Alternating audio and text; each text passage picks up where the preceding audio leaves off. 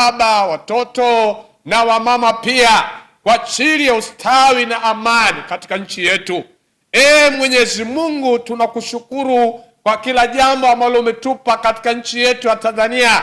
Asante kwa rasilimali ambayo umetupa, asante kwa amani ambayo umetupa, asante kwa utulivu ambao umetupa, asante kwa furaha ambayo umetupa. Weza kuwaambia vijana wao wasiingie kwenye mambo ambayo hayana msingi kwa ajili ya kuchafua taifa lao la Tanzania. Wazazi wametumia nafasi kubwa kuweza kuwaambia vijana wao. Basi tunasema kwamba tunatoa shukurani kwa Watanzania wote. Tunatoa shukurani kwa jeshi la polisi, tunatoa shukurani kwa jeshi letu la nchi la wananchi ambaye ni JWTZ.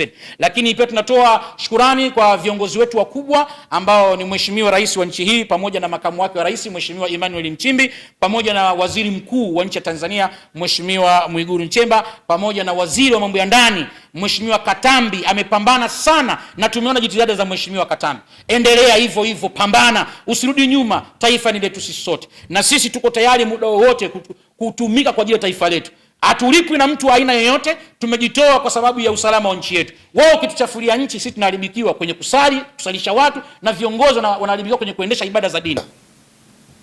Na nianze kusema tulitengeneza vikundi vya kujilinda. Vikundi vya kujilinda hivyo, kundi la kwanza tuliliita mbwa mwitu. Watu wakalaumu sana, wakasema Mwaipopo unafuga vikundi hatari sana. Kundi cha pili tukaita chui weusi, kwa ajili ya kujilinda, sio kwa ajili ya kudhuru. Sasa bahati mbaya wa Tanzania wengi, Mungu atusamehe, ni watu tunaokwenda kwa kufata mkumbo. Watu wengi wakamtaka IGP anikamate, wakamtaka waziri wa mambo ya ndani anikamate. Mwandishi mmoja wa Millard Ayo akamchomekea swali kamanda wa polisi mkoa wa Dar es Salaam anikamate. Lakini mwandishi huyu wa Millard hakuweza kuwauliza wale wanaotengeneza maandamano ya kutaka kutuvuruga nchi. Ila mimi alivyoona nimetengeneza kundi, angaliani hao Tanzania, la kujihami, sio kupigana au kwenda kuua watu, kujihami, kuziwia machafuko. Anakuja anamwambia IGP, IRPC anikamata. Wale wanaotengeneza maafa waliosababisha watu wakafa, yeye hakulani. Yani channel ya Millard Ayo haikulani, wala yule mwandishi wa Millard hakulani, aliunga mkono kwa lugha nyingine. Lakini alipoona, unajua lazima tufike sehemu tuelezane kweli wa Tanzania. Hakuna maarufu katika nchi, hakuna superstar katika nchi, wala hakuna chombo maarufu katika nchi, wala hakuna bwana mkubwa katika nchi. Wote sisi ni Watanzania. Namba moja katika nchi ni rais, namba mbili ni makamu wa rais, namba tatu ni waziri mkuu na vyombo vyao vya ulinzi na usalama, mkuu wa majeshi, mkuu wa polisi, mkurugenzi wa usalama wa taifa na vyombo vingine vya ulinzi. Hao ndio VIP. Huku chini tuliobaki sisi lazima tukubali kufuata masharti na kuihami nchi. Na hakuna kiongozi anayepewa mamlaka na ndio kusudio la uongozi kuja kudhuru watu. Hayupo kiongozi wa namna hiyo, kwamba mimi nimekuwa rais wa nchi, kazi yangu ni kuua raia wangu. Haipo hiyo, haipo. Sasa nilimshangaa mwandishi huyu. Sisi Waislamu tuna lugha moja, tunasema alaaniwe kila mtu mwenye kuamsha fitna iliyolala. Yani mfano mimi na askofu tumegombana, askofu amesamehe, amesahau, mimi nimesahau, unamfuata askofu naambia, askofu, Mwaipopo nimemkuta pale sehemu fulani anapanga njama za kutaka kudhuru tena. Yani unaamsha fitna iliyolala. Mara unakuja kwangu naambia, Mwaipopo, askofu nimemkuta kanisani na waamuru waumini wake wote, kila anayetembea tembea na kisu kwa ajili ya kujihami, wewe akikutana na wewe apite na wewe. Yani mradi tu mimi na askofu kute tunachukiana basi. Hii ni mambo ya ovyo sana haya. Ni mambo yanashangaza ya Watanzania wenzangu. Sasa kundi hili tuliliunda kwa ajili ya kujilinda mitaa yetu, uswahilini, na kuangalia mali zetu. Yoyote atakayetoka kuja kutaka kutudhuru, sisi tutoke tu defense, kwamba hapa huwezi kuharibu mali ya mtu yoyote, rudi ulikotoka. Nikatafasiriwa kwamba mimi ndio gaidi. Wengine wakasema hao ndio wale watekaji wasiojulikana, ndio hao Mwaipopo. Hivi hata kwa akili ambayo ya mtu mjinga kwenda shule, mimi niwe mtekaji nikuteke wewe kwa maslahi ya nani? ili iwe nini? Kwa kutaka nini? Jambo la kwanza, Watanzania mjue kwamba mimi juhudi zangu zote za kusema hapa, ndugu zangu, mimi sihitaji cheo chochote cha kisiasa. Sihitaji rais aniteue niwe mkuu wa mkoa, mkuu wa wilaya, sihitaji hata ubunge, hata unyumba wa jumba 10 ujumbe siutaki. Jukumu nililonalo ni zito, la kutangaza imani yangu ni zito. Naamini Mungu atakuja kuniuliza siku ya mwisho. Mtume wangu Muhammad anasema kila mtu ni mchunga, na kama mchunga ataulizwa alichokichunga. Mimi nina dhamana kwa Waislamu. Ninapotembea nakuta yatima, na yatima una Uislamu wala Ukristo. Akishakuwa yatima ni yatima, awe Mkristo yatima, awe Muislamu ni yatima. Ujane hauna mipaka, kwamba mjane Mkristo, huyu Muislamu, wote ni wajane, wanastahili haki. Mimi nitaulizwa kwa Mungu. Watu walijua hilo.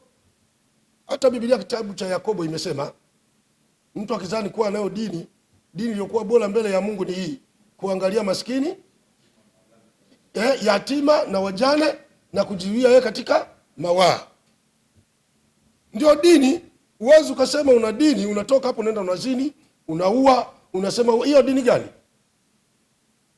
Sasa tunaposimama kuambia watu waache maandamano, maana yake dini imetaka watu waishi kwa amani.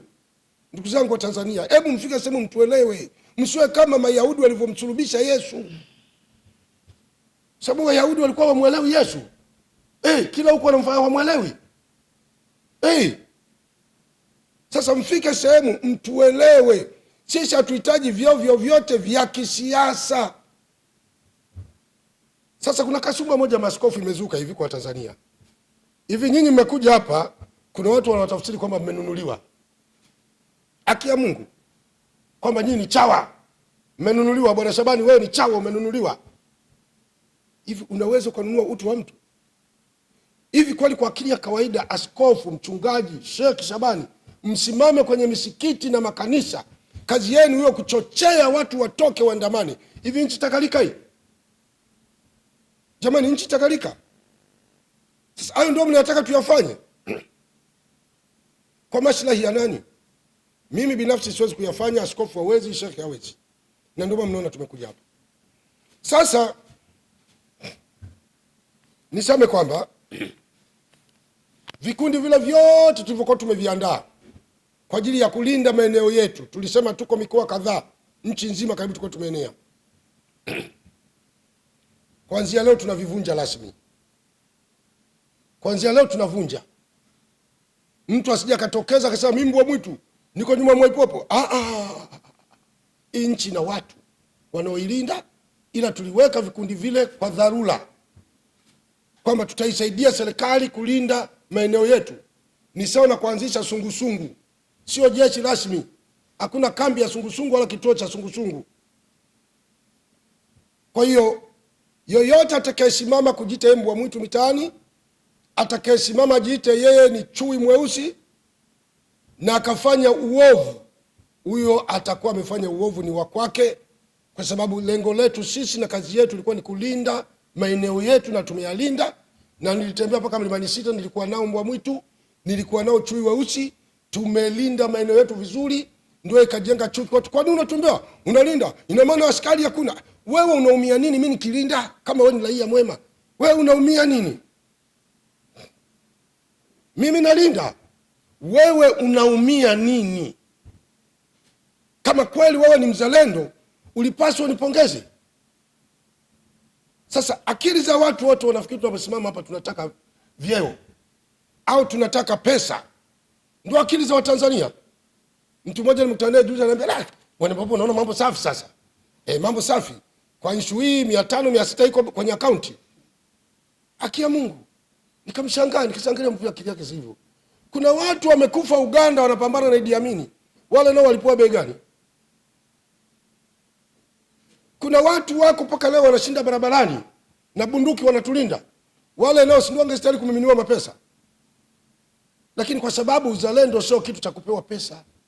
Ni sawa na wewe uwe msikitini au kanisani, alafu ukishaingia kanisani au msikitini kufanya ibada kwa kutafuta radhi za Mungu, unatoka unamuuliza askofu au mchungaji au shekhe, "Vipi?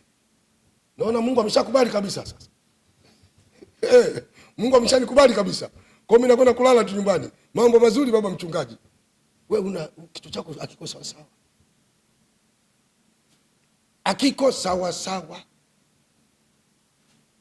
Kwa ndugu zangu, haya makundi yote ni makundi ya kiraia.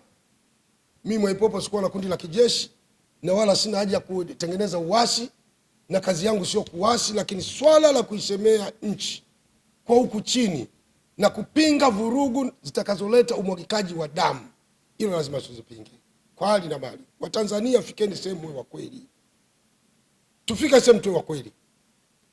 Hivi kweli Mange Kimambi yuko Marekani akanichochea mimi niko Tanzania niichome nchi yangu kwa kisingizio nataka haki yangu? Ni haki ipi unaoitaka? Tufike sehemu tu wa kweli, haki gani unaoitaka? Sasa ukisema hivi nakuwa nongwa. Mimi nimeshatishiwa kuuawa zaidi ya mara 10. Naeleza wazi hapa. Na angalia walivyokuwa watu wajinga. Wengine wanapiga namba za Ulaya, nafikiri mimi sijui, wengine wako humu wanatumia namba za nje, namba za Msumbiji. Kumbe huko tuna watu. Tuna watu wetu jamani, msione kwa mimi nina watu kokote uliko niko. Haki ya Mungu na hapa. Wengine wanatumia namba za nchini humu. Sasa mmoja nikamwambia wewe ni mtu mjinga sana. Nyinyi ni watu wajinga. Sasa kwa hivyo mnavyofanya, ukienda ukikamatwa utasema unaonewa? Kwa nini unaona upande wako kuchochea ndio mzuri, upande wangu unazuia machafuko ni mbaya? Wewe una akili kweli? Hivi machafuko yangekuwepo nchi hii toka juzi, tungepata nafasi ya kukaumu? Nani angeenda hospitali? Nani angeenda mtoto wake shule? Tena maandamano yenyewe mnasema mtachoma shule. Ni bora mngetangaza maandamano ya amani. Hakuna mtu ambaye angesema, mngekabiliana na polisi. Lakini nyinyi maandamano yenu mmesema tutachoma shule, tutachoma mahospitali, tutachoma vituo vya afya, tutaharibu barabara, tutaua raia, tutaua viongozi. Sasa hayo ni maandamano? Alafu tukiyapinga mnasema nyinyi tutakuweni. Ndugu zangu, kama mmedhamiria kuua watu, basi uweni watu. Uweni watu. Lazima tufike sehemu tuelezane ukweli. Kama mmedhamiria kuua watu kwa kusema ukweli, basi uweni. Na jambo ambalo nimeliona kwa Watanzania ni unafiki. Waafrika wengi, baadhi yetu, hii dhambi itatuumiza ya unafiki sana. Kuna mtu anamchukia Rais Samia kwa sababu tu amekosa nafasi ya cheo. Sasa ukimuuliza, bwana, Watanzania wako milioni 70, wasome nchini zaidi ya milioni 5 au 10. Serikali haina ajira za watu milioni 10 kuajiri yote kwa mikoa, kwa wilaya, wakurugenzi, wabunge, sijui manaibu waziri. Haiwezi. Kundi chache kwa maslahi ya wengi. Huyu nali yakosa nafasi na kuwa nongwa. Yuko kijana mmoja anakaa Mbezi huko, aligombea ubunge. Wakati kwenye kula za maoni, alikuwa na msifu Samia. Yaani alimsifu Samia mpaka nikamwona bwana kweli chawa wa Samia. Yule kijana alivyokosa ubunge kwenye kula za maoni akanipigia. Akaniambia, Mwaipopo, angalia sasa huyu rais asivyofaa. Haki ya Mungu. Nikamza afai rais kwa nini? Nimekosa ubunge kampa mtu fulani. Nikamwambia, kwani rais ndo kamchagua huyo? Wapiga kula wale watu wako, wale kula za maoni wale, wamekuona haufai. Na hata mimi nakuona hufai, hufiti. Wewe si mwanasiasa. Wewe unakwenda kutafuta maukoto, huna uwezo wa kutetea raia. Haki ya Mungu tena. Mpaka leo yule bwana ni CCM, lakini kabaki 2 in 1. Mpaka leo kabaki 2 in 1. Sasa mambo ya namna hii ndugu zanguni, tutafika kweli? Yaani ukikosa nafasi na kuwa nongo, rais mbaya. Ukiambiwa eleza ubaya wa rais, huna cha kusema. Juzi nimeona kijana mmoja anaeleza ufisadi wa Heche. Anaeleza yeye. Anasema Heche amepewa hela nyingi na wafanyabiashara, akiwemo mfanyabiashara mmoja anaitwa Nilesh. Kamtaja, sio mimi, yeye ndo kamtaja. Nilesh ni tajiri bilionea, ametoa pesa kumpa Heche. Anasema huyo kijana. Sasa nikajiuliza, kama mfanyabiashara unampa Heche pesa ili aje atudhuru sisi, na amezikula yeye peke yake, wanalalamika. Alafu Mange Kimambi nimemsikia leo anasema toka jana kwamba watu waliobaki na misimamo mikali ni Heche na Lissu ambaye yuko gerezani. Hawa wengine wote kina Sugu na kina Lema wameshakubali kukaa meza moja na CCM ili wafanye nini? Maridhiano. Hawafai hawa. Sasa na Watanzania wengi wanamshangilia Mange. Nikasema angalia watu walivyokuwa na akili yao. Hivi nyewe kwa akili ya kawaida kuna amani inaweza kupatikana bila vikao? Hata ingelikuwa tunapigana vita imenuka, Marekani na Mwirani wana mgogoro, lakini ili wamalize tatizo lazima kukaa mezani. Wapalestina na Waisraeli wana mgogoro mkubwa, ili wamalize wamekaa mezani. Sasa mimi nitakushangaa Mange Kimambi, dada yangu, kuwalaumu watu wanaotaka wakae meza moja na serikali ili wapate muafaka namna ya kuendea masuala mbalimbali ya kisiasa. Hivi wewe unaona ni raha namna hii tukae tunasukumana barabarani? Unaona raha kuona magari ya jeshi yako barabarani? Uone kwamba unaitia madoa nchi yetu? Kwa mimi nichukue nafasi nyingine kuwashawishi na kuambia watu wa Chadema, acheni siasa za kishamba. Huo ni ushamba. Tena ni ushamba uliopita kiwango. Kaeni na watu wa CCM na serikali, mfikie mwafaka, maisha yaendelee.